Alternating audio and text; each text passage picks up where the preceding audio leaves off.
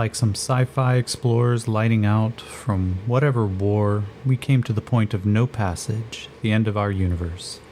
The breakthrough was inches away, where systems pulsed around some other center, a hair's breadth away, though the expanse presented no barrier and small stars shone in every direction. But the pull we could muster if we tried, all the force that would ever be ours to use, couldn't put us across. The ends wouldn't meet, and imperceptibly we slid along the fine line of difference. Perfect parabola, swept on with infinite subtlety back to where we had come from.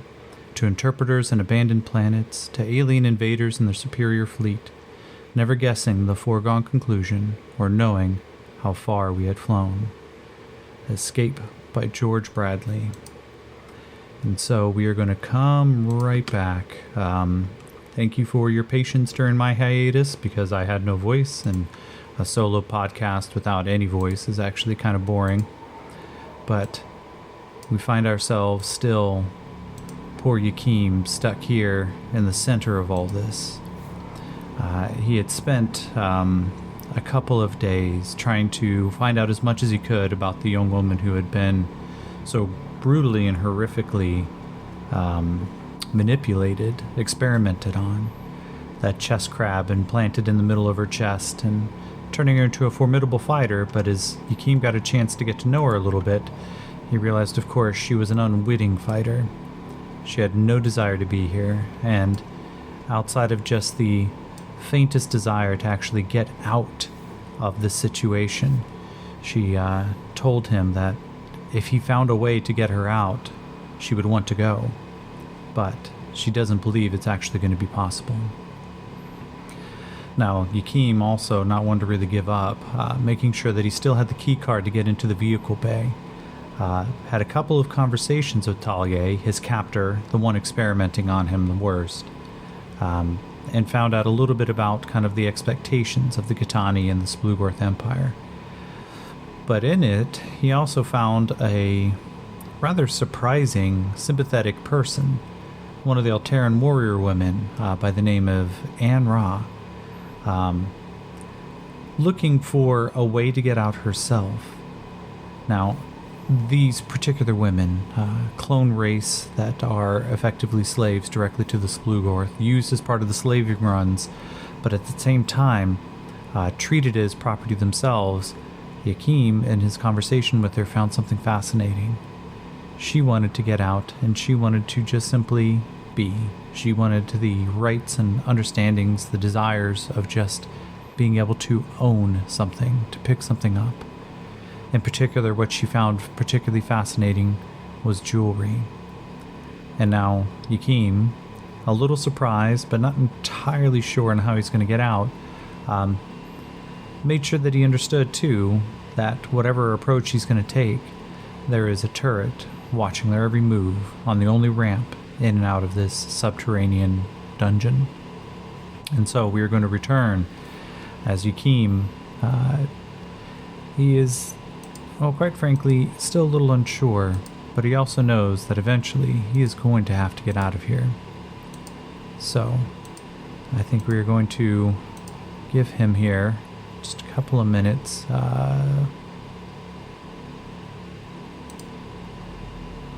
Let's start with our standard scene operation. My expectations here, Yakeem doesn't want to tip his hand that he has an Altera warrior woman on his side, but I suspect that he would be wanting to get out of here sooner. He's seen what's happening.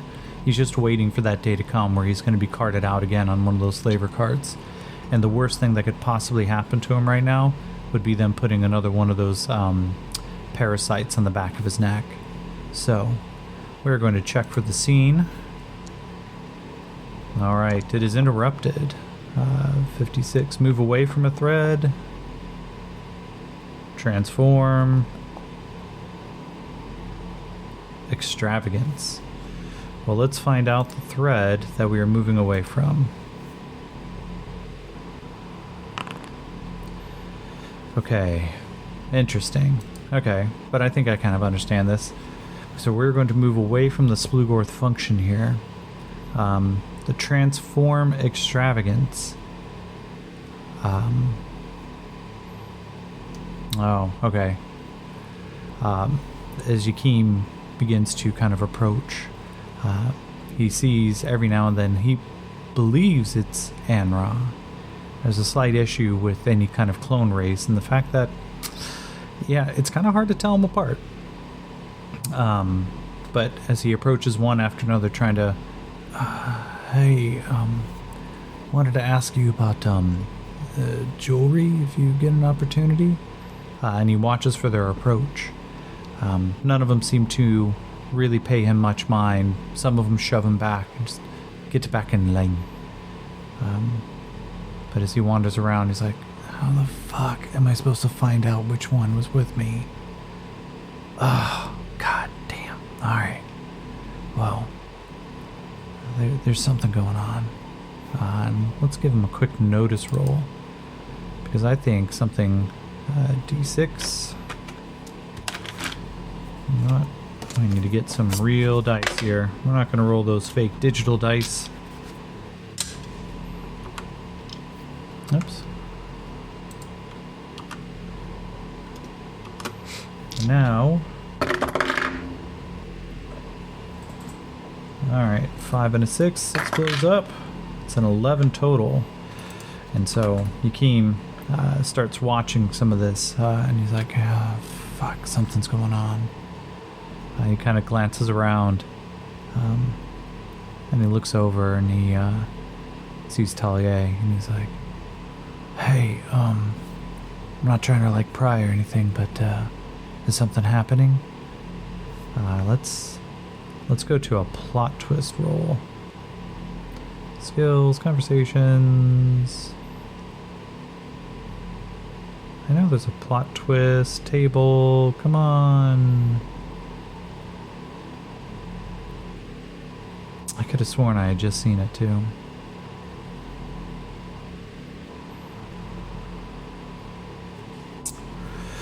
Yeah, nothing quite like scrolling through a bunch of menus trying to find one particular one. Meanings miscellaneous. Twists.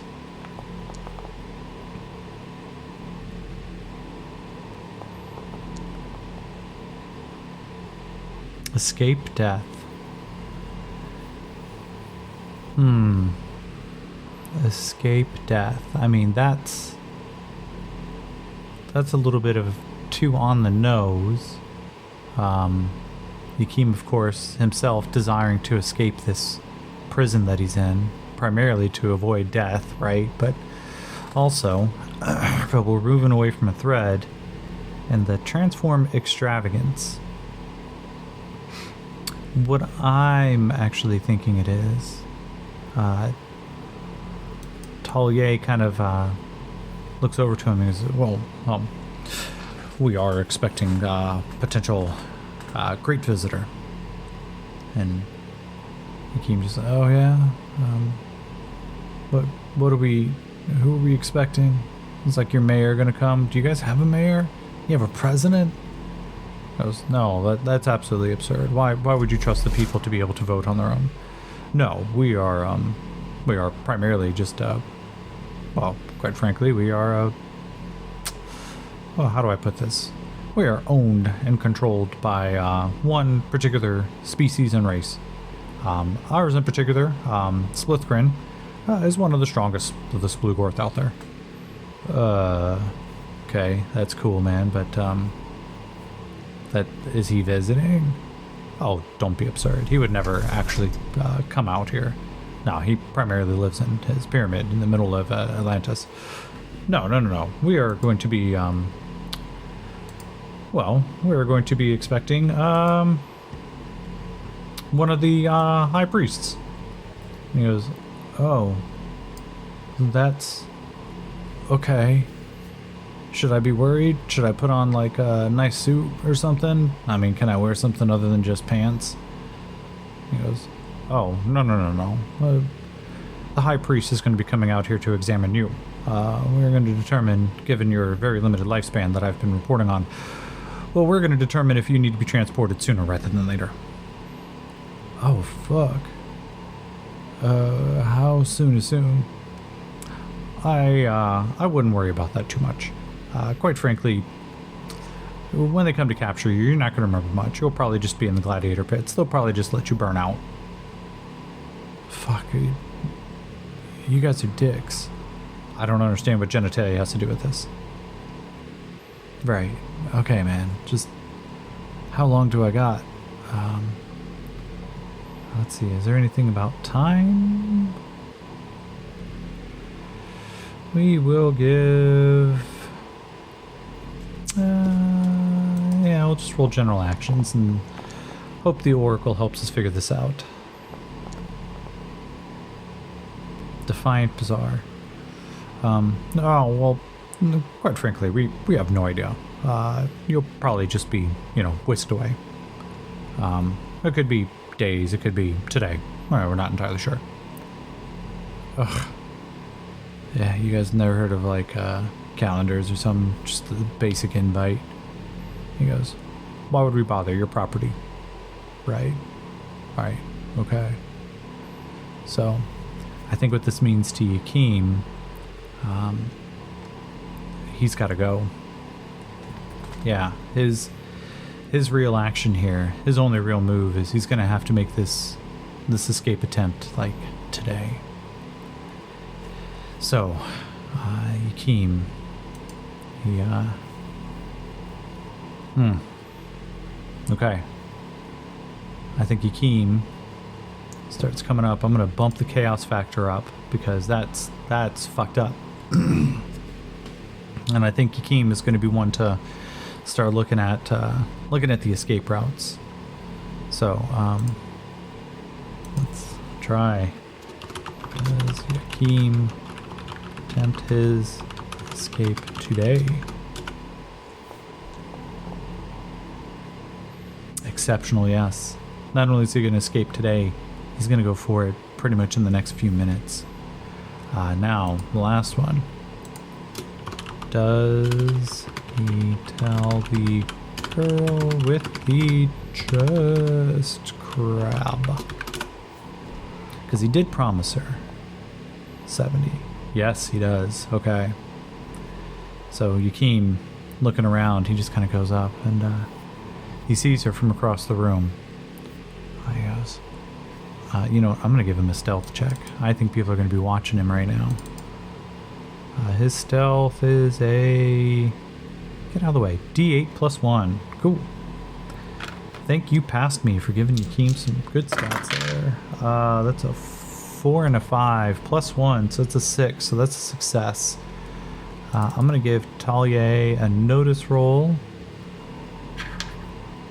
D6.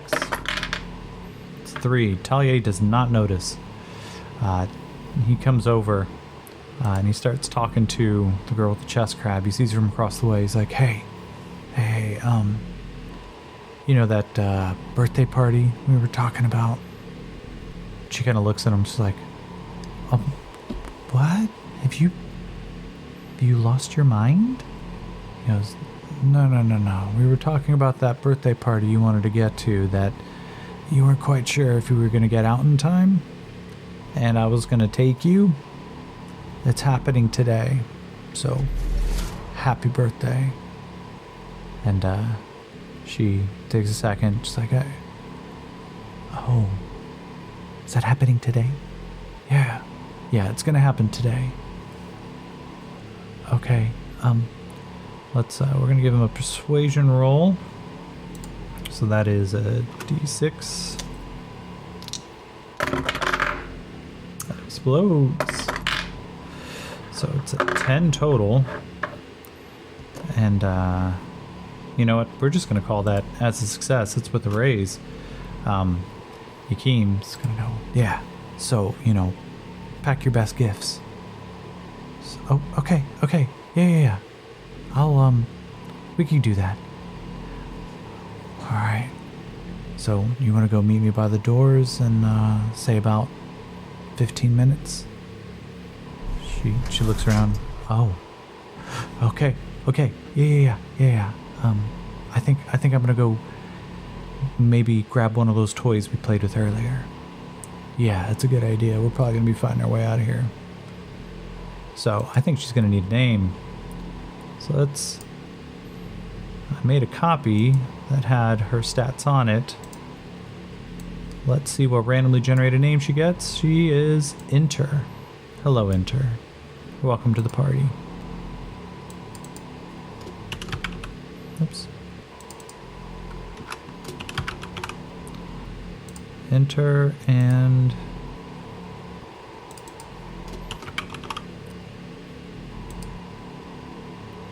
you are now a real person. So Yakeem starts making his way over, and he looks around, realizing, of course, there's a very real chance he could die on this. He's not sure what he's going to do next. He starts moving around, watching for Talia. He goes, okay. No. Yakeem. There's no fucking better time, man. And as he goes over to the gate, he lifts out from a side pocket that he had put into his pants, I guess, right? Because I'm assuming they give him pockets. We're going to say that he's been able to kind of keep this thing pocketed before. And we're going to go into a dramatic task for this. So we're going to give him... Let's see here. We're going to give him 3 rounds. It's just him. So we're going to do, 4 sounds about right.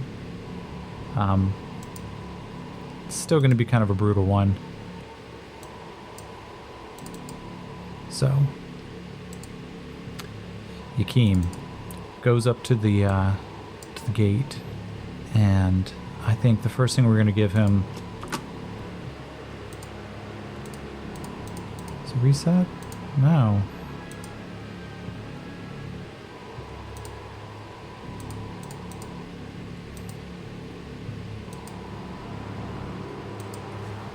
Why aren't you letting me start it?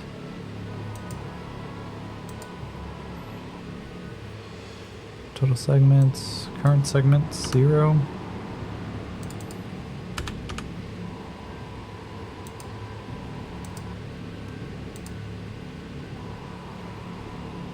Okay, we start off from round 1. Yakeem, the first thing we're going to do is we're going to deal him some initiative. Just to make sure that he it's 7 of hearts. Okay, no serious issue here. But we're going to go over, and he's going to try his thievery roll to see if he can get into the door with this stolen key card easy enough. So let's 2 and a 3, but a 3 plus 2, so that is 1 success. He manages to get that door open pretty quickly without anyone really noticing. He slips around it and takes a look. It's like, alright, hey, anybody in here? Cool. And we're going to go into next round. We're going to give him a stealth check, d6 plus 1. 6 blows up. It's an 11 plus 1, that's a 12, so that's with a raise. So cool. Yakeem smoothly, slowly begins to go in. He steps to look in. He's like, hey, alright. I don't see that healing crab thing anywhere, so this is off to a good start. But the fuck do I pick? And he looks around. Okay. And he takes a look. There's a couple of Kitani power armors here. He doesn't really know shit about it, but you know what? I'm going to give him a repair roll. This will be his potentially last roll. Oh, should have been dealing cards. 8 of hearts. Alright, last. Draw a card, buddy. Oh, 6 of hearts. Okay, well, you almost got a straight there, so maybe that counts for something. 2 and a 1. Fuck that. His repair is just D4. Just gonna spend a Benny on this. We need a success here. Now, I feel uncomfortable spending a Benny. Next one. Well, 5 and a 4. Alright, 5 counts as a success. Simple enough for a dramatic task. And as Yakeem steps through, he starts looking through and he's like, "No, man, I fucking don't know much about that one." It's like, that looks fucked up. That looks like a snake. I don't even get how you'd move in that. Okay. Well, I guess the best I'm gonna be able to do here. Okay, that one looks like it may be person built. And so let's take a look. Power armor. I know the Gitani's got a universal. There it is. He kind of eyes it up and down. He's like, "Yeah, okay, it'll be good, but fuck, man, this is gonna be tough." So I think he grabs that. He starts putting it on, but of course he's not trained in it. So he is technically going to take a D2 or -2 to all of his rolls for this. But he also looks around, and the Gitani double-bladed plasma axe is exactly what he wants. He goes around, starts picking things up, finds one of these, and just, "Oh, okay. Alright, I think we're going to be best friends here, baby." And the Gitani double-bladed axe, beautiful piece of equipment, absolutely deadly. He kind of starts holding it over his head. Oops. Gitani. This giant axe, he clicks a button and it starts to cackle life a little bit. Light blue edging just kind of comes up from the outside. He sees it begin to glow with a radiant light. Takes a couple swings and it's just beautifully balanced in his hand. But on top of that, he realizes, alright, fucking call me a moron or something, but I'm pretty sure right there, that looks like a barrel of a gun. He's like, "I'm willing to fucking bet that's the barrel of a gun." Let's see. Does Yakeem test the plasma bolt? Because this could give him away, but Yakeem, not a good idea, buddy. But we're gonna try it. So, -2 to a shooting roll, which is a D10.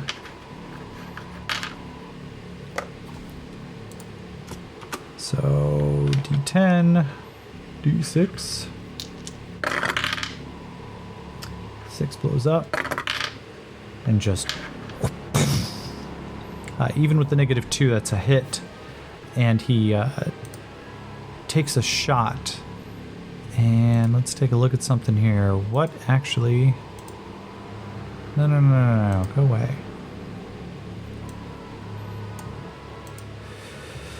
3d12, or yeah, 3d12. Whew. Okay.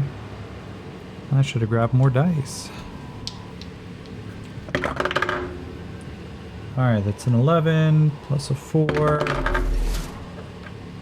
plus a 2. What is that? An 11, a 4, and a 2 is 15, 17 points total. Mega damage as he fires it off, and it melts one of the other suits of armor. He goes, "Alright, no, this is a good fucking idea." And he starts firing randomly. We'll just say, not even randomly. He starts firing into some of the other suits. Just burning holes, melting legs, wherever he can. We're going to give him a repair roll. Now, of course, he's having a hard time. Well, actually, repair's smart, so Pretty sure it's just physical that he takes the -2 out for power armor. 2 and a 6. Oh yeah, 9 total. He starts directly damaging a lot of these suits. No one's going to be able to follow after him with a suit unless they have the ability to actually repair it. Yakeem just like, alright. Alright, baby. It's going to be go time. I don't know what the fuck I'm doing. I step out this door. It's going to be it. Alright. And let's see, chaos factor. I'm going to say we drop a little bit, since the fact that is he just sabotaged a little bit of the weaponry, but of course it's not going to be quite enough. But we are going to, oops, step into some combat here.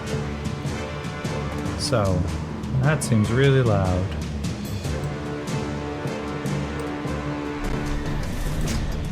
Yakeem. Let's find ourselves a nice little base.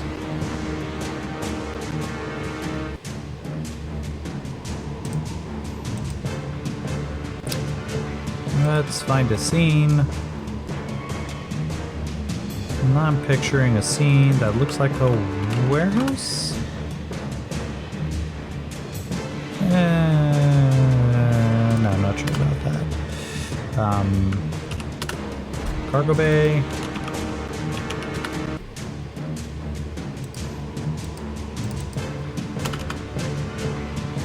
Well, we can just use this crazy scene as Yakeem steps out of the door. Alright, let's go to the scene alteration. I'm expecting the potential of a surprise round. It's an interrupted event, remote event,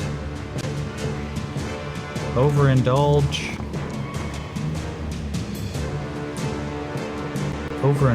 trials.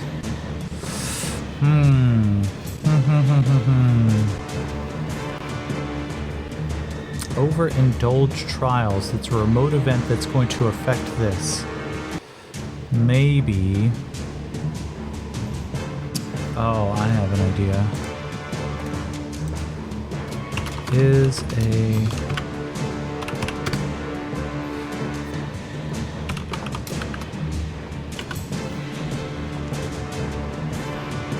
No, okay. Whew, that's good. So, but we still have to determine who else is going to be here. Maybe, actually... No, this is a remote event. Well, let's roll on the threats list and see if we can get an event that may... discover Jean-Francois' background outside. You know what? We will hold on that one because I think we are going directly into an actual combat scene. I'm not terribly worried about it right now. So, oh, maybe what it is, thinking about it, did the tourist labor return?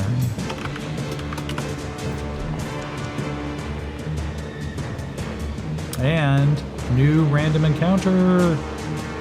Current context. Really with the extravagance tonight. Extravagance illusions. Okay. Oh, okay, here we go. Now I have an idea. Are the Slugorth minions caught unaware while feasting? That's specific. No, damn. Well, they're still going to be caught unaware.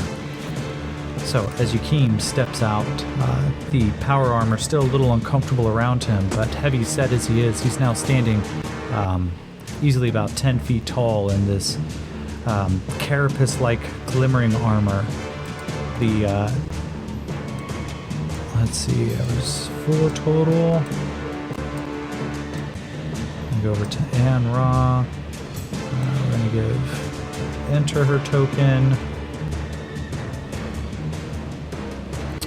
And who else is here? Well, we said that there was one of the, what are they called? Kaidan.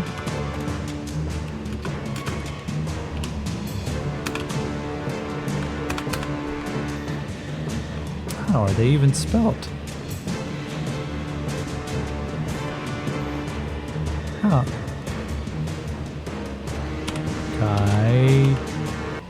Kaidians?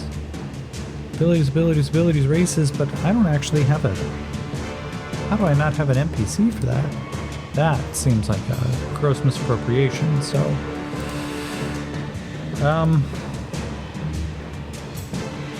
Man, they actually have stats, at least I thought they did.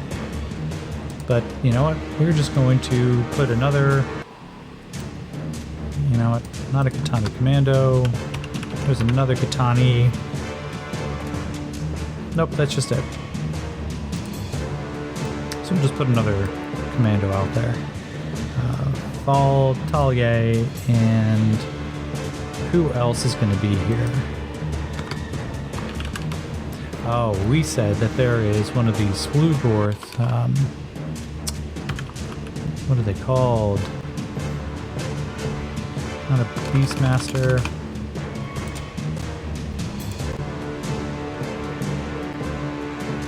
Savage Rifts.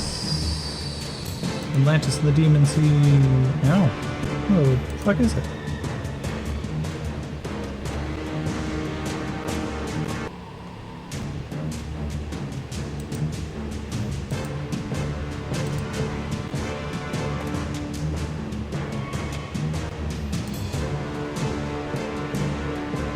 Ah, there we go. It's an Overlord.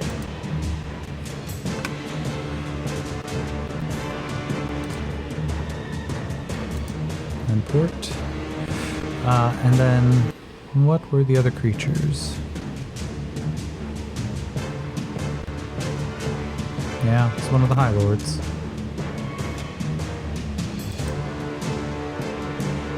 This guy's gonna be tough. But where did the High Lord go?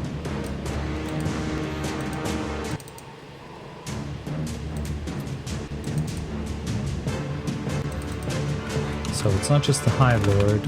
This was the Kennel Master. Yeah, that guy gets a name. Mate, Uwu, and Bra. Alright, Foundry, that's a little weird, but okay. So, we are going to start.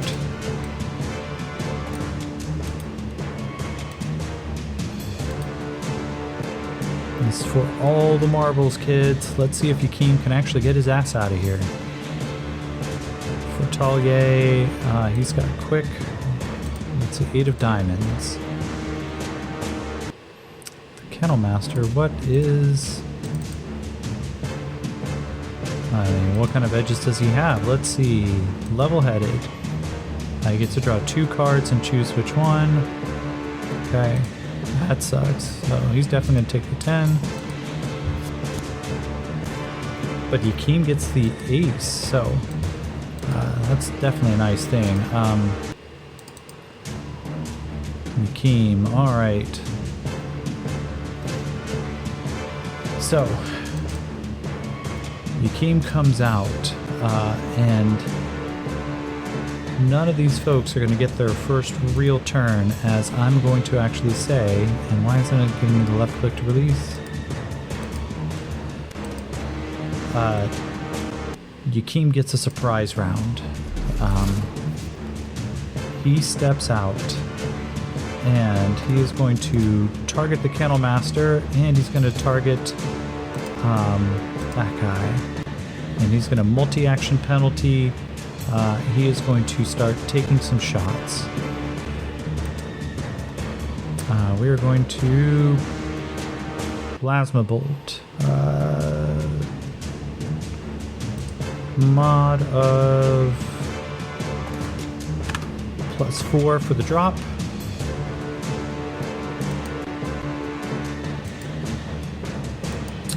And he didn't reload. I'm gonna give that one to him. I think he would have spent the time to reload.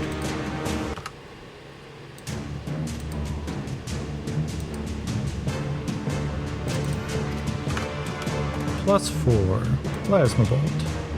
There's no ammunition set. Okay.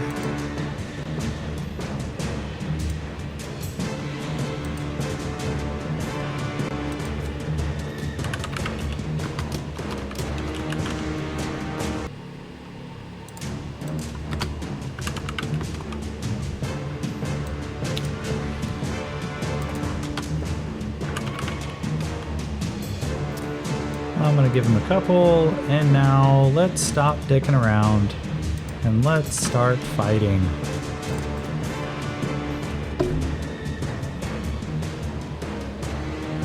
How is that? Shots used. 1.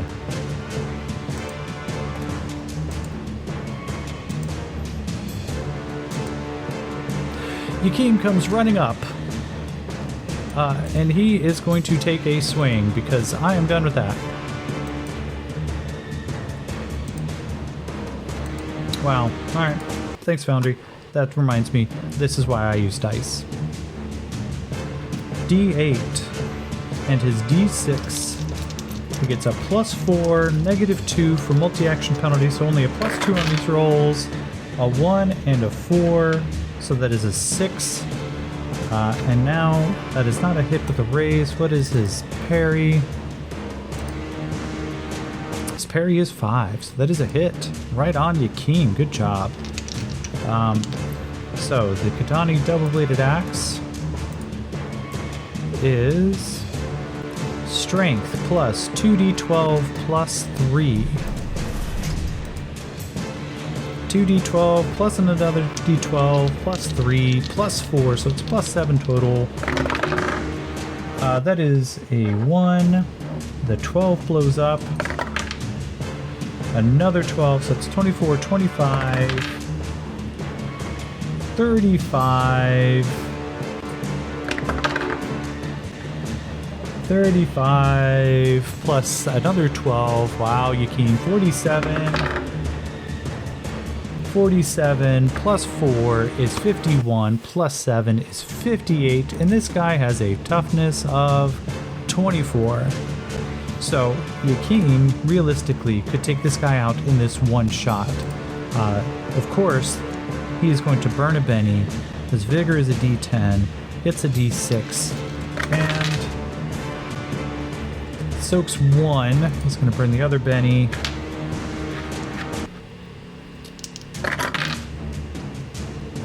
He only soaks 1. Yakeem comes out of the gate swinging high arc. Well, actually, it's got a toughness of 8. Is there any armor piercing on this thing? 0. No. Yakeem comes out of the gate and lops this guy's arm straight off.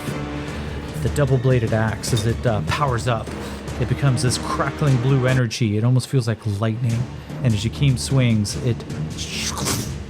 and the arm goes flying off. The High Lord starts screaming in just an absolute panic.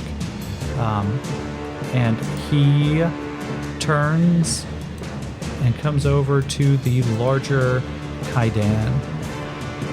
Same thing. Yakeem is going to come out, swinging D8 plus his D6. It's a 5 and a 2. So it's still a +2. Actually, technically, it's not even that. He doesn't get the full +4 from the surprise because he's in power armor. He's not good at this. But that makes that a 5. He's going to throw his burn die in. Yakeem don't give a shit. This is it. That's a 3, so that's enough to hit. He gets past the parry. So it's going to be his 3d12 damage yet again.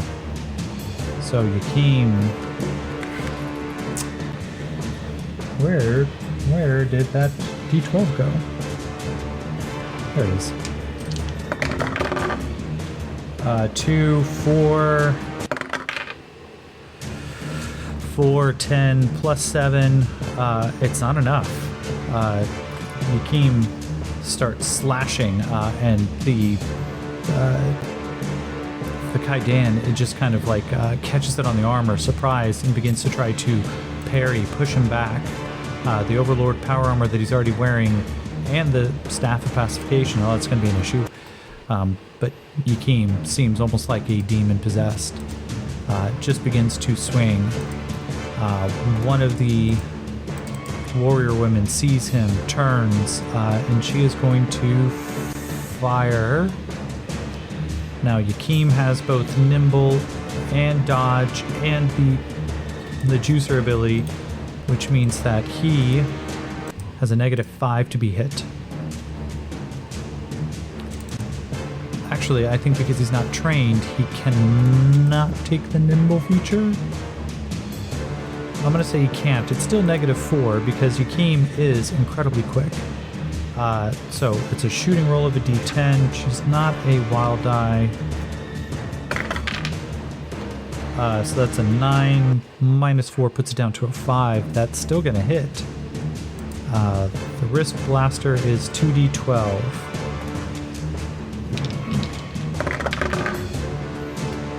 A 5 and a 5. That's 10 total. 12. Toughness of 20. And even with the armor piercing, it's not enough to get past it. Glances off as Yakim, used to wearing heavier armor, ducks a shoulder down. The wrist blaster hits and skitters off, and Yakim seems to almost like keep moving just based on the expectations of what's going on.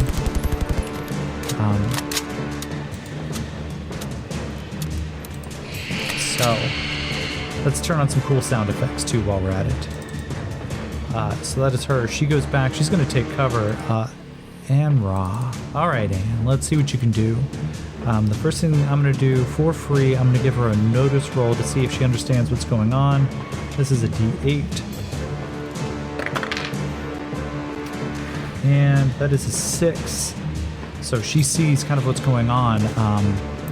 Now the question is, we're going to ask, does Ann Ra actually join the fight? Exceptional, yes. Ann Ra. So she is going to raise and fire. Now the question is, of course, she knows who some of the bigger threats are. I think she'd be a little hesitant to fight against her sisters, so I think she's going to go against the Kennel Master. Fighting of... Let's see, her shooting, D10. That's a 7. That's gonna hit. I don't think this guy has any edges. Iron Will Wizard, Scholar, Rapid Recharge.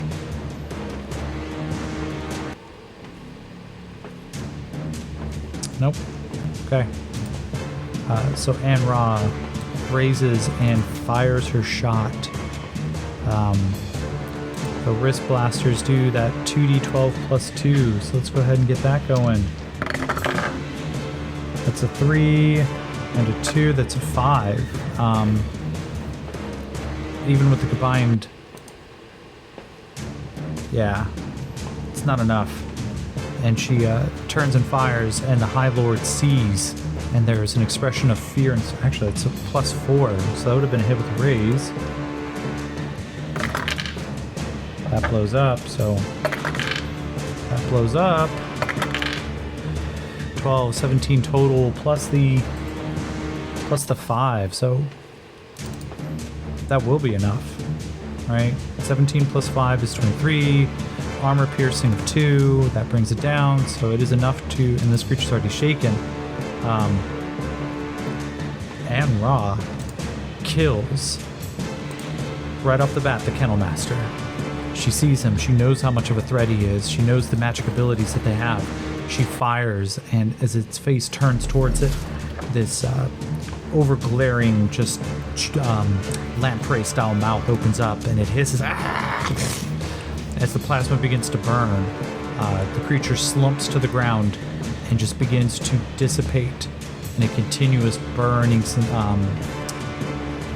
let's get an incapacitation on there. Distracted, yeah. Alright. Kennel Master is out of the fight. She goes and takes some cover, and one of her sisters sees Julie Terran's turn on An-Ra. I'm assuming that they will, but we will find out. No, they don't. But they have a surprise round, so they will go after the Kennel Master. He did. Yeah, that's great. No, he did.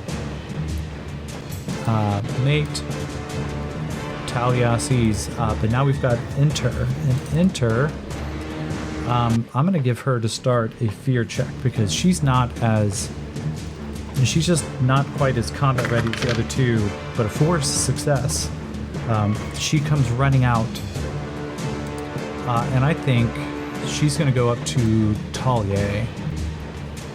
She sprints with a surprising quickness, and where did the Overlord go?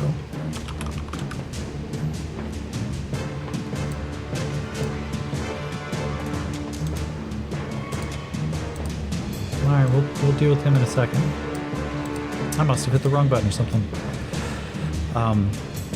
Enter comes up and just starts swinging. Now, I've given her the actual stats that she's supposed to have, so she gets a fighting die of a d6. That's a 2. And she's a little unsure of herself, but her symbiotic action, as the chest crab lashes out, 6 blows up, 9 total on its hit, and what is Talia's parry? So that's a hit. And the symbiote gets d6 plus 2d6, so it's 3d6 total on this damage roll. And it's mega damage. Armor piercing a 6, mild poison, so there's a lot that's about to happen. 1, 3, 4, that's a 9 damage, and he has 15 toughness. Now, armor piercing 6, so that's actually 9. He is now shaken. And he needs to make a vigor roll, which he succeeds, but what does a mild poison do?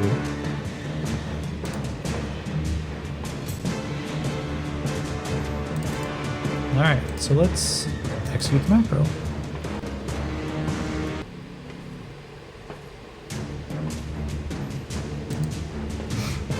Alright, he is now poisoned, which also gives him the distracted. Okay. Talia, though, that is her one attempt. And as she spins, we're going to go to the next round. Just going to draw a card. King of Spades. Oh no, they get Joker. Yeah, so she goes on hold. Uwu goes on hold, and we go over to An-Ra right off the bat. She's going to aim, and she's going to try to fire around and take out Rebo. Shooting of a d10. That's a 9, so that's going to be a hit with a raise. And hits toughness 26. So we got to do 3 and that's a 9. 3 and a 9, 12 plus 2 is 14. Armor piercing, what do we say? 4. That's a 22. It's not enough. She turns and fires, but then her sister here, Uwu, is going to try to go right now. And she's going to return fire against Yakim. So it's a d10. But with the -4 to hit Yakim, given his speed, that is a miss. And so we now go to Mate. She's going to take another fire at Yakim. 7 minus 4 is a 3. That's another miss. We go to Rebo. As his shots start ringing out, this creature turns.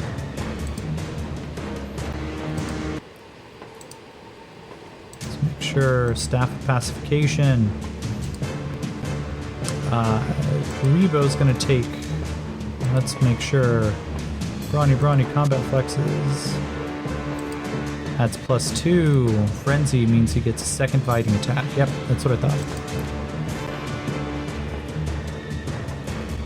Alright, so Rebo gets 2 fighting rolls for 1 attack action. So he gets 2 d8s.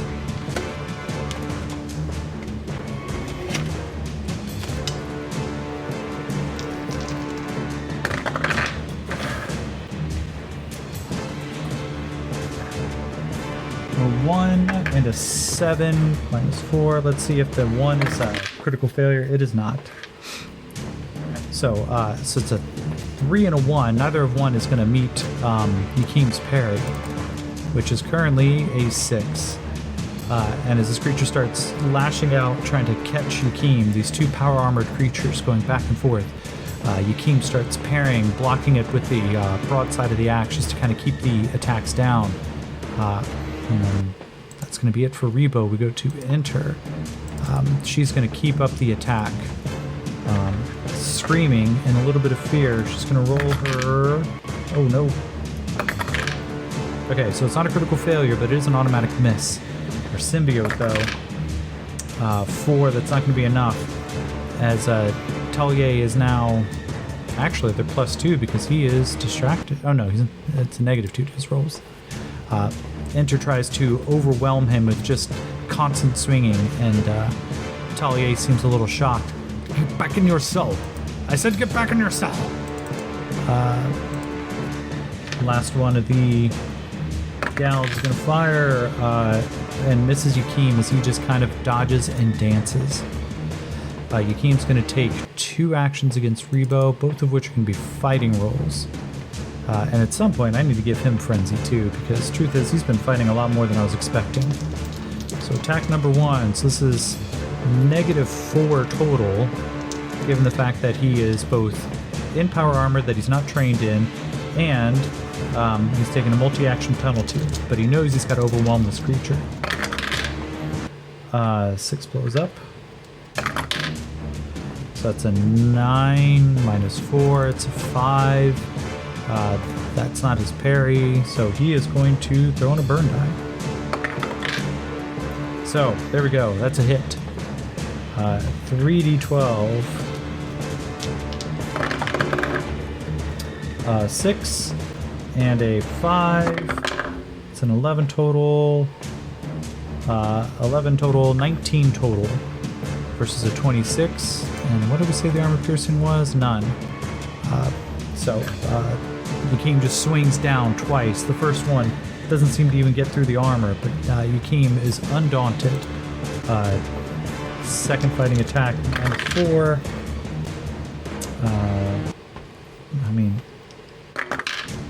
6 total. Alright.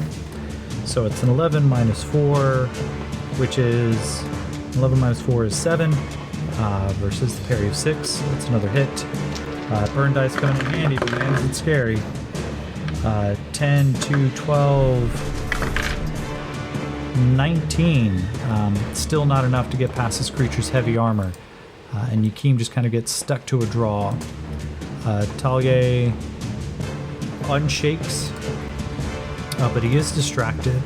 And he takes he takes a point of fatigue from the poison. So while he is distracted like this, he is...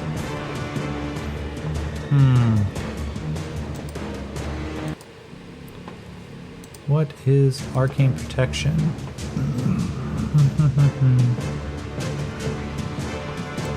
Yeah, that's not really going to help him. He's going to draw his ion pistol and he's going to shoot in point blank range. So this is going to be his shooting, which is a d8, versus her parry, which is a 4. But he gets a -1 because he is currently fatigued. 6 minus 1 is a 5. It's still a hit. This isn't going to work well for enter. It's 3d10 on the ion pistol.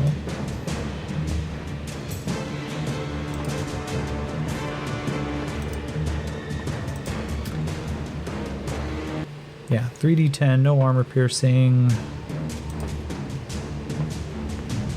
And it is not mega damage, so be thankful for that, enter. 3d10. Alright, here we go. And we'll throw in 100. Okay, so that's 1. Oh no, that explodes. Alright, that's 9, 11, 21, 29 versus her toughness of 6. She takes the full extent of the wounds, and while she is effectively a mega damage creature because of her chest crab, -1 to hit, she ignores gritty damage, but as the shot goes off, Talagay from point blank just raises his pistol. She comes screaming in with the longsword, and he takes aim and he drags it upwards, and the ion blast pulls her apart. The chest crab begins to screech. Its long tongue just lashes out as it too is incinerated. And she is out of the fight. We're going to go to the next round of combat. Uwu's going to draw another card. It's a 6. Talia gets the 9. But Yakeem gets the Joker! Fuck yeah! Good job, Yakeem. Okay, he's going to act right away, actually. He is going to take his fighting roll, multi-action penalty, so it's only a -2 now. D8 plus a D6. So that is a 5. Now we're gonna throw that burn die on it. He can't get caught now. So that's a 6. Alright, so that's an 11 total. It's going to be a hit with a raise. So it's now 3d12 plus a d6. Alright, so the 6 blows up.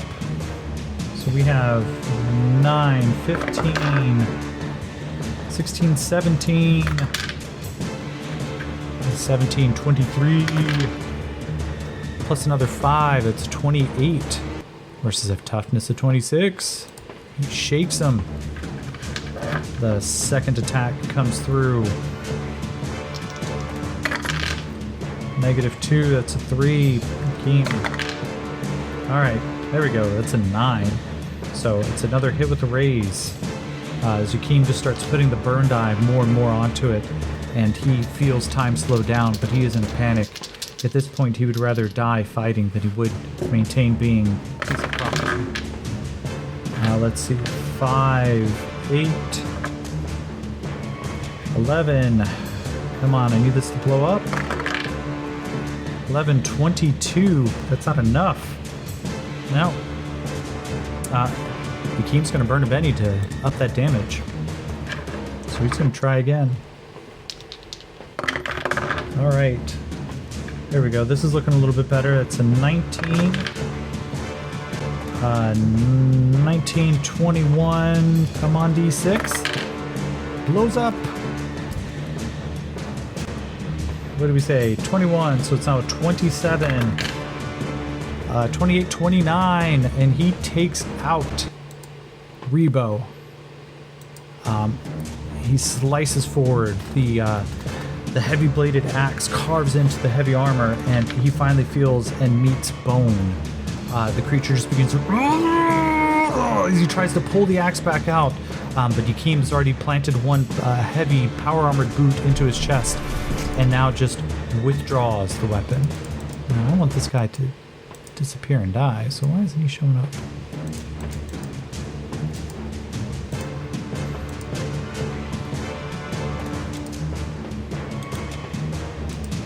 Oh, because he's wild card, of course.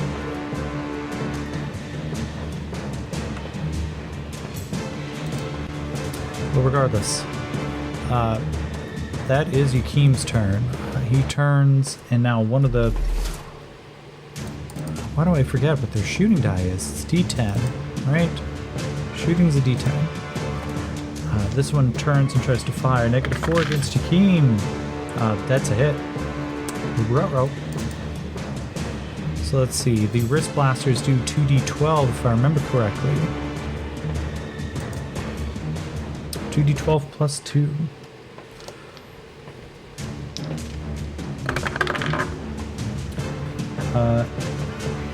8 plus 9 is a 17, 19 total. What is Yakim's toughness right now? It's a question of something I should have up. His toughness is a 20. Nice. The shot impacts against his armor. He tries to roll with it a little bit as he starts sprinting towards Talia, knowing he's got to get closer and closer to them. But the shot just kind of echoes off the armor. And we go over to another one. She too takes cover, takes a shot, but that's not enough to hit. Talia sees both An-Ra and Yakim. Let's ask a fate question. Does Talia try to punish An-Ra? Yes.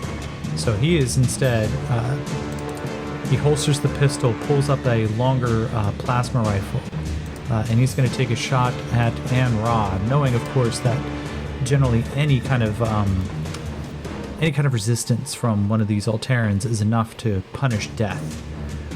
And so he is going to take the D8 and fire. I believe she has a dodge edge. Yeah, so that's a -2 from ranged attacks, but just brings a 6 down to a 4, which means he hits. So we're going to go 4d6 plus 1. That blows up, so we've got 10. 10, 20, 25. She does not have any bennies. As the shot comes in, Talia aims center mass, and it burns a hole through An-Ra's chest. He then just looks over, sees Yakim, and he's like, "You will get back in your cell. Why are you doing this?" And Yakim just kind of looks up and he goes, "Because fuck you, man. I'm not going to live like an animal." And he goes, "Well, then you will die like one. You understand how that works, right?" And Yakim just, "No." And let's see, Talia. Actually, so I'm gonna take a step back. Actually, Talia has a point of fatigue. That means Anne would not have been hit. So, going backwards, we're going to take that back, and Anne is still alive. But, you know, Talia shoots, and he assumes, but it doesn't actually hit her. We go over to An-Ra. She is going to return fire, because she also knows who he is. So that's a D10 to hit. 7, that'll hit. And she does 2d12. That's a 1, and an 11, so it's a 12 total on the damage. With the toughness of 15, though, Talia doesn't even seem affected by it. An-Ra then ducks back behind cover, and one of her sisters goes. Firing at the big target, she misses Yakim, and we go to the next round of combat. Yakim gets a 6 of clubs. Bra gets the 7 of diamonds. But we're going to start off with Talia. Let's make sure to skip the defeated. Talia is still going to take another shot at An-Ra. And his shooting is a D8, that's right. So it is, she is behind cover, it's a -4 to hit. That blows up. Okay, so it's 14 minus, so that's a hit with the raise. So it's going to be 5d6. So that's 7.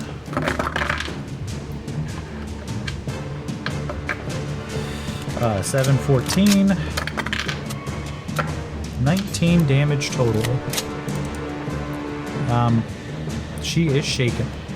The shot hits her, even as she kind of pops up to try to take another shot, and she is stunned by it. It throws her backwards. She kind of lands on her back, blinking up at the ceiling. Just, oh, what the fuck? And we go over to first one, taking shots at Yakeem. That is a 1. Let's see. Do we have a critical failure? No, we do not. She shoots and misses and gets back up on her feet, completely ignoring this. And she's going to take her shot against Talia. A 5 hits. 2d12. It's an 11 and a 10. 21. Damn. That's a hit and damage. And suddenly, Talia, oh, what the? No, I will not go out like this. Falls over, and more shots start coming at Yakeem. 3 misses. Come on, Yakeem, get into combat. Ooh, that 9 might hit. Yeah, that's a hit. Not with a raise, but it is a hit. 2d12. 5, 6, it's an 11. But it's not enough to get past Yakeem's armor, which is good because he comes bounding up towards them. He is going to multi-action penalty. He's going to take 1 shot, and then he is going to run into melee. So he gets a d10. It's a 6 and a 1. Did we determine that they have the dodge edge? They do. -1. That's still a 4 to hit. And so Yakeem, let's take a look. I forgot already because, you know, he was kind of stuck in combat there. What is the damage on the shot? Take that down to a 5. It is Plasma Bolt. Come on. 3d12 plus 3. All right. A 6, or that's a 9, a 3, that's a 12 total.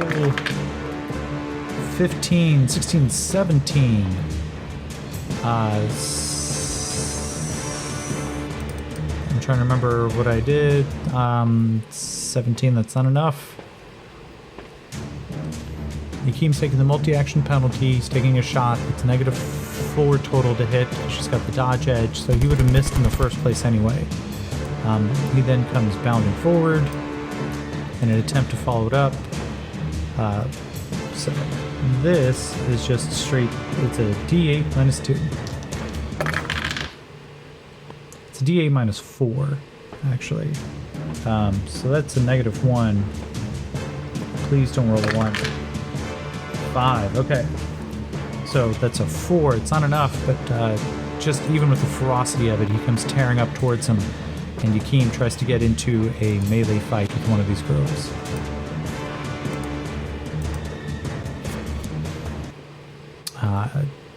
They rally around and they're going to... No, that one doesn't get to move yet.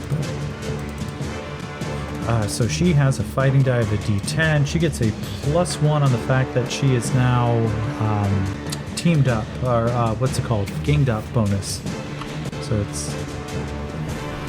What is this? This is a d10 -2 +1, so it's -1. That's a 7 against his parry, which is a 6. That's going to be a hit. Now, what kind of melee weapons do they have? Oh, vibro daggers. Yep. 2d6 plus strength.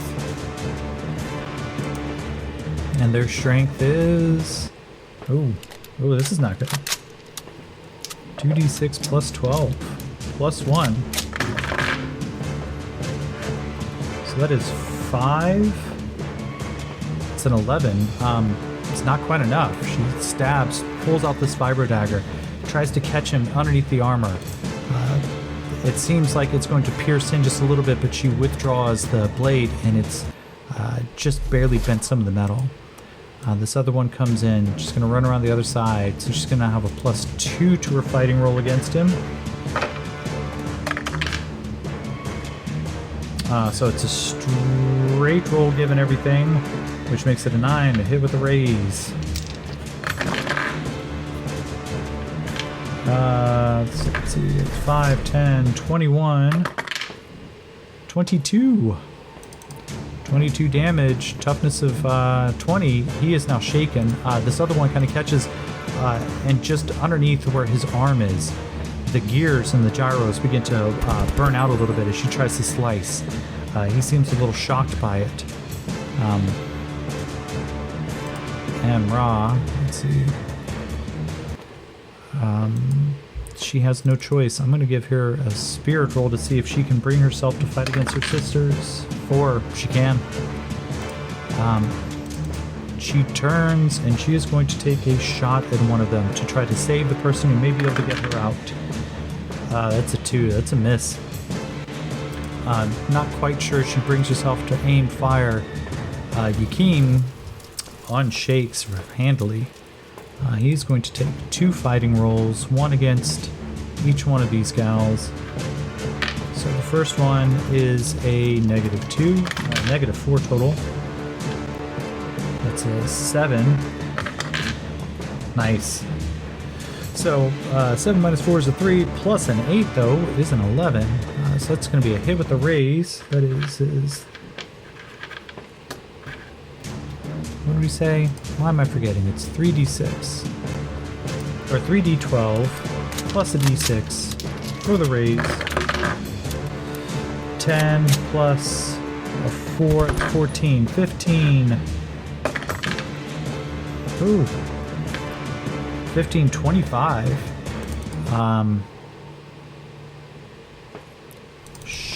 He cuts one of them down. The blood sprays and he doesn't even turn. It sizzles against the outside of this axe. As he turns and he is going to take his next attack action. Multi-action penalty. It's -4, that's a 1. But now it's a hit with a raise. Thank you, Burn Die, as he just, in the fury of combat, keeps swinging. Trying to do what he can to take this out. 5. What is that? That's a 7. Nice. That die is a little hard to read. 5, 7's 13, or 12. Math. 12, 21. And she is shaken. Yakim takes 2 of them, stunned and surprised. One of the girls goes down. The other one, let's see, can she unshake? And she loses her turn, and she is shocked and surprised at the ferocity. But one of her sisters gets the Joker. And so she is going to take her shot directly against Yakim. Or she's going to take her attack roll. It's a -1, so it's a 7, but that'll hit. And it is 4, 5, 6, 7. That would be a hit with a raise, actually. So, because she's got the Joker. 1, 2, 3, yeah. And as she tries to slam into Yakim, 20's not enough. Or, yeah, it's not enough to get past his armor. But Anne sees this. She's going to take a shot. 4 -2 to hit because of their dodge edge. Does not hit. Yakim, though, still kind of mad, still slowing down because of the juice bumping through him. He is going to take his dual actions, -4 to hit. Oh, shit. That's a critical failure. So, he is now suffering a glitch, right? No. What's the glitch rules? All right, so if I remember correctly, 2d6 determines. It's a 7, so I think. Oh no, it's a d6. Okay, the power armor begins to short out. It's now at a -4 in addition to it. It's a -6 total. I think Yakeem, I think on his turn, he is going to hit the, yeah, he starts smashing and he starts yelling out, "Canopy, canopy, canopy!" trying to get out as quickly as he can. But I'm going to give him the end of the turn. However, this one is going to try to swing at him.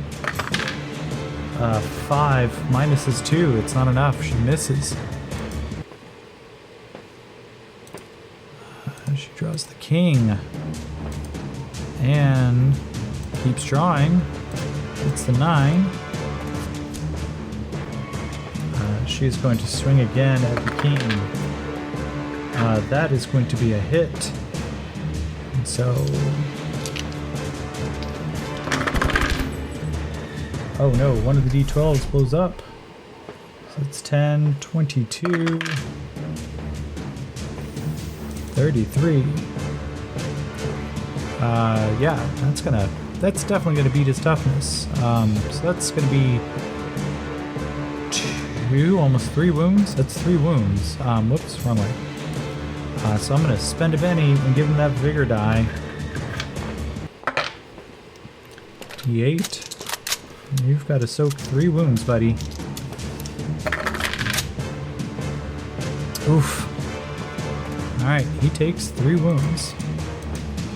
As the power armor begins to glitch out, he finds himself trying to get out of it as quickly as he can, and also dropping the axe so he can pick it up on the outside when suddenly one of the blades cuts right through the weak spot.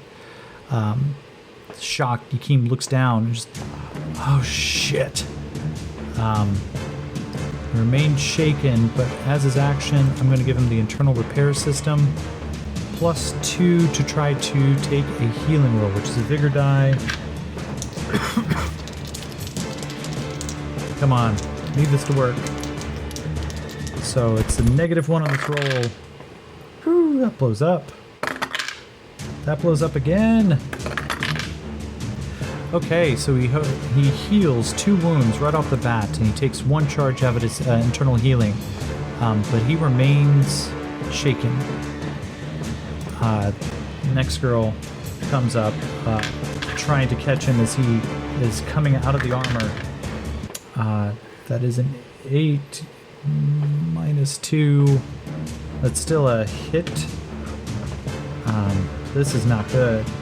He's going to be coming out of the armor. He doesn't have mega damage on. If this actually causes damage to him.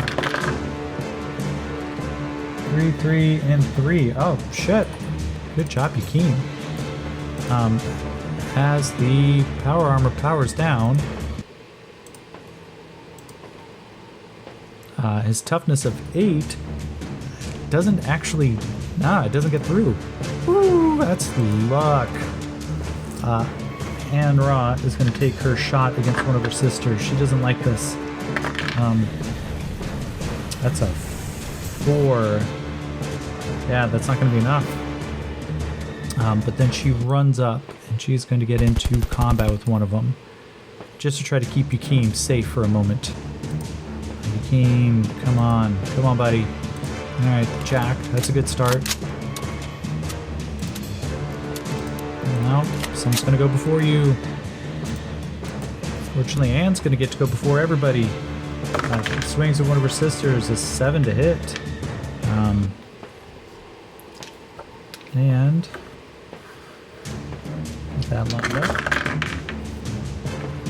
Out of bounds, man. All right, so it's 6, 17 total. She pulls. That's not enough to beat through the toughness, but it's still enough that... Oh, wait. Armor of 12. Vibro daggers have armor piercing of 8. Well, that does change things. So that brings her armor piercing... So, minus 8. That brings that down to a 13. That is enough. Yeah. And... No, not 10 wounds, but... Anne takes one of her sisters out. She goes, I have to get out of here. Please do not make me do this again. Her other sister turns, swings at Yakeem. Not enough to hit though. Yakeem, come on buddy, shake. Get out of this. Damn. He's going to use his other internal healing system. Another charge. He's got 3 total, but now he's down to 2. This would leave him down to 1. Come on, heal. 6. So -1, that's still a 5. He heals his last wound, but he is still shaken. We go back to Anne. She turns, runs to her last sister. She goes, please, join us. Don't make me do this. And I'm going to give her a persuasion check to see if she can get... She's not. Nope. It's a D4, -2. No persuasion roll. Yeah, it's not enough. Anne wastes her turn, but begs her sister, please don't do this. But it's enough for Yakeem to get unshaken. He takes that double-bladed axe. He's no longer taking penalties for the power armor, considering he jumped out of it. So it's just a straight D8. Oh, for fuck's sake, Yakeem. He takes... Okay, so it's now a -1 as the gear begins to short out. Properties, effects, I'm just going to add in... Well, I don't need to add effect. I'll just remember it's a -1 on that axe now. His sister, or her sister, still attacks Yakeem. 6 -2 is a 4. That's not enough to get past his parry. And Yakeem, let's go back around to the next round, gets a Joker. Yakeem, end this fight.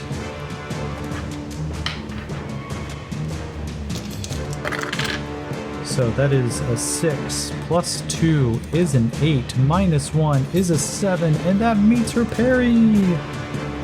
So, this axe, it takes a -1 to the damage, but it is 3d12 +3 -1. So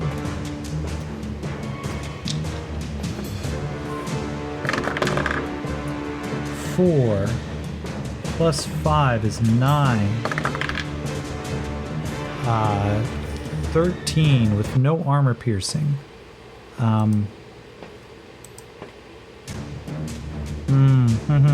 Yakeem's gonna hold on to that Benny. Sister's gonna swing. Rolled a 1. Oh, that is a critical failure. And she now starts taking -1 to her rolls too. Actually, I'm gonna actually give her. I'm gonna give her distracted as her vibroblade begins to short out a little bit. And Ra comes around, and I'm gonna give her one more try. She's gonna try to persuade her sister. It's like, don't do this. That blows up. So it's a 2. That's a 3 versus a persuasion is spirit, right? So her spirit is a D8. If she could beat an 8, or it beats a 3, oh shit.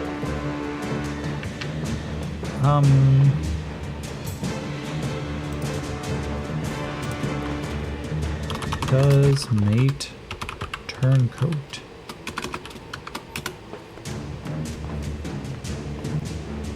Exceptional, yes. As Yakeem goes for another swing, and Ra holds up a hand. She goes, hold, please hold. We need to talk about this. Sister. And Anra kind of looks over. Goes, why are you doing this? Why have you forsaken them? She goes, you know the answer as much as I do. Yes, but there's no way that they are getting out. She goes, it's not about... It's about trying.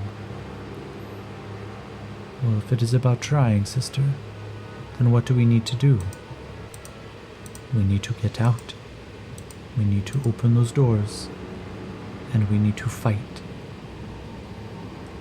Yakeem, holding that blade up high. It's like, oh, hang on. What the fuck just happened? And get out of the way. And Rock kind of turns and goes, no, Yakeem. This fight is over. My sister, she will come with.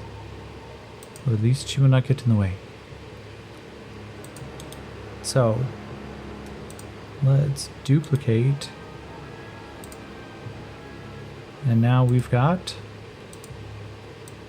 What do we call her? There we go.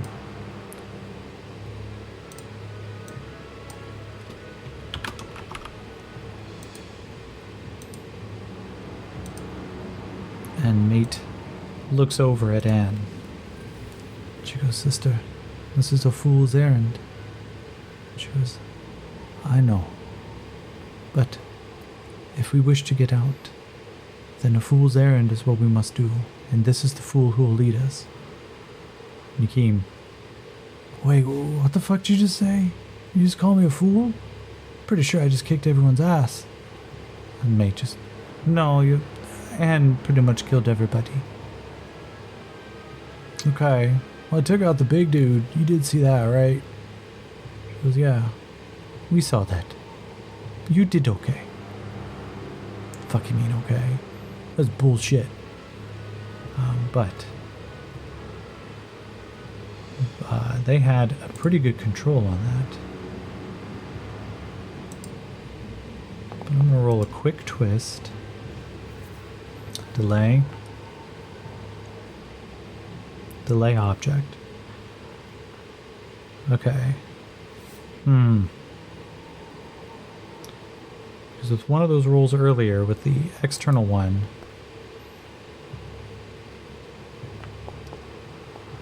I don't know, I meant to roll objects, not descriptions.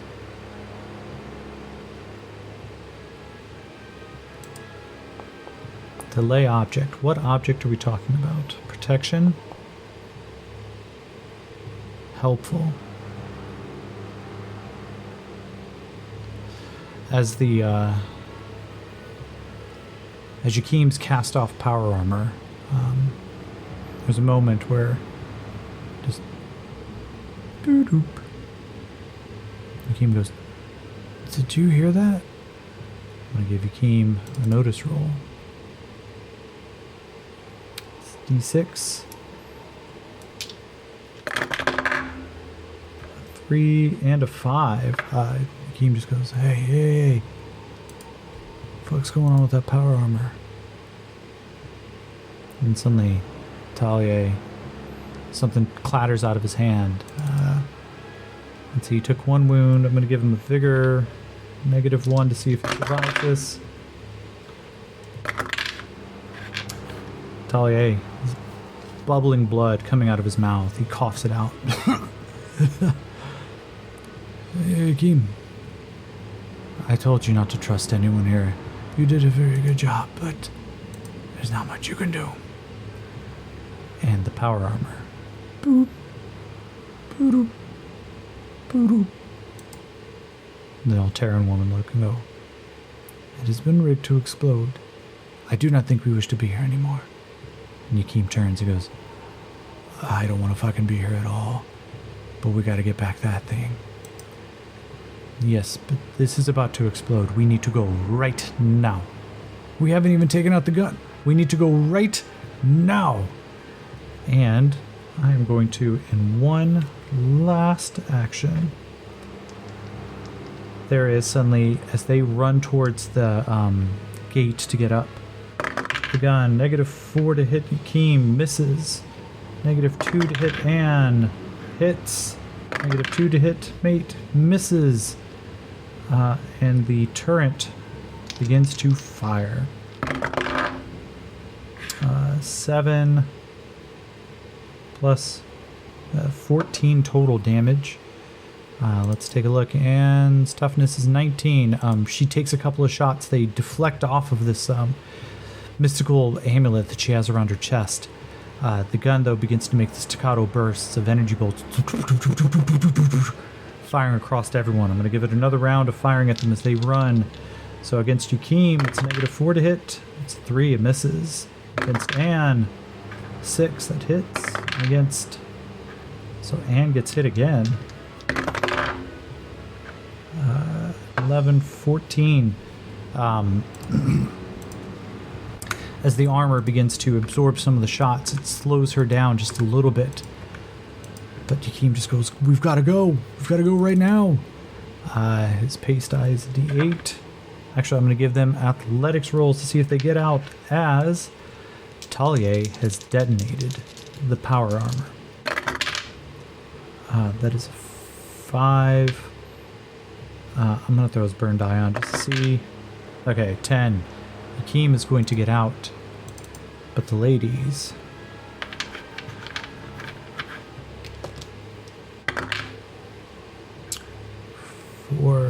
No, she's going to fail. Mate doesn't. And as they begin running, Yakeem suddenly sprints like faster than any Olympic sprinter you've ever seen. He starts bounding up the staircase quickly, easily. The plasma weapon still in his hand, still crackling and glowing, but he is now a blur. Mate, the new one, comes up. Oh, she's distracted though. That would have given her -2s. The two gals, as the shots start hitting them, it slows them down just slightly. And as Yakeem looks back, I'm going to ask one last question. Well, not one last question. Does Yakeem go back for you?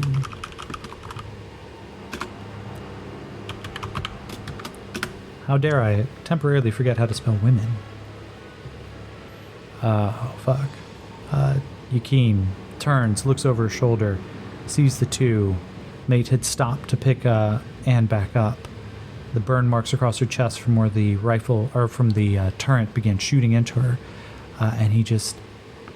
No. I ain't going back. And he bolts. The explosion begins to ripple the underground. The detonation of this nuclear power cell just begins to ripple outwards. There's a sickening purple glow as the two women, the two Alteran warrior women, attempting to try to get their fate away from the Splugorth. Their faces turn upwards, and for a moment there's almost a little bit of a joy and ecstasy before they are incinerated. Yakeem, still running full blast, full force, gets up before the whiplash of explosion suddenly ripples the ground. As though it's made out of just the softest material, it ripples. A wave of dirt and concrete suddenly explodes behind him, and then there is the angry sound of a water god taking control as the explosion destroys the base. The water just as a cacophonous sound, and Yakeem lays down underneath Earth's sky for the first time in weeks. The explosion's still rippling underneath, but for a moment, he just takes a breath, ragged. Ugh. Fuck. As the smoldering remains of the base just continues to implode on itself, the weight of the water quickly dissipating whatever's going on, but steam beginning to rise from where the nuclear explosion occurred. And that's where we're going to end the game for tonight.